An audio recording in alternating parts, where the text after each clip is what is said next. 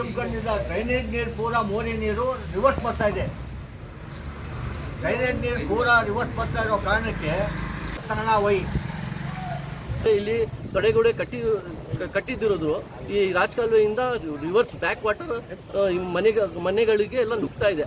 ಇದಕ್ಕೆ ಕಂಪ್ಲೀಟ್ ಶಾಶ್ವತ ಪರಿಹಾರ ಅವರಿಗೆ ಬೇರೆ ಏನಾದರೂ ಪಕ್ಕ ಮನೆ ಕಟ್ಕೊಟ್ರೆ ಅವರಿಗೆಲ್ಲ ಸಮಸ್ಯೆ ಬಗೆಹರುತ್ತೆ. ಅವ್ರದ್ದೆಲ್ಲ ಮನೆದು ಸಮಸ್ಯೆ ಕಚ್ಚಾ ಮನೆ ಇದೆ, ಅವರು ಗೋಡೆ ಎಲ್ಲ ಬೀಳತ್ತ ಇದೆ, ಅವರಿಗೆ ಇನ್ನೂ ಪರಿಹಾರ ನೀಡಿಲ್ಲ, ಅವರು ಪಕ್ಕ ಮನೆ ಮಾಡಿಕೊಟ್ಟಿಲ್ಲ.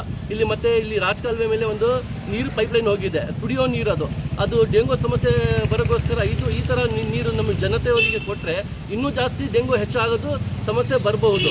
ಅದಕ್ಕೆ ನಾವು ಕಾರ್ಪೊರೇಷನ್ ಮಹಾನಗರ ಪಾಲಿಕೆ ಮತ್ತು ಸ್ಮಾರ್ಟ್ ಸಿಟಿ ಯೋಜನೆಯವರಿಗೆ ಏನು ವಿನಂತಿ ಮಾಡ್ತಿದ್ವಿ, ಆ ಲೈನ್ ಏನಿದೆ ಬೇರೆ ಕಡೆ ಶಿಫ್ಟ್ ಮಾಡಿ ಇಲ್ಲಾಂದರೆ ಹೈಟ್ ಮಾಡಿ ಅದು ವ್ಯವಸ್ಥೆ ಮಾಡಿಸ್ಕೊಡ್ಬೇಕು ಅಂತ ನಿಮ್ಮ ಮಾಧ್ಯಮ ಮೂಲಕ ನಾವು ವಿನಂತಿ ಮಾಡ್ತಾ ಇದ್ದೀವಿ. ಮತ್ತು ಜನರಿಗೆ ಏನು ನಮ್ಮ ಸರ್ಕಾರ BJP ಸರ್ಕಾರಲ್ಲಿ ಒಂದು 5 ಲಕ್ಷ ಮನೆ ಬಿದ್ದಿದ್ದು ಅಂತ ಹೇಳಿದರು, ಅದು ಕೊಟ್ಟಿದ್ದರು. ಈಗ ಕಾಂಗ್ರೆಸ್ ಸರ್ಕಾರ ಬಂದಾದ್ಮೇಲೆ 1,20,000 ಅಂತ ಕೊಡ್ತೀವಿ ಅಂತ ಹೇಳಿದ್ದಾರೆ.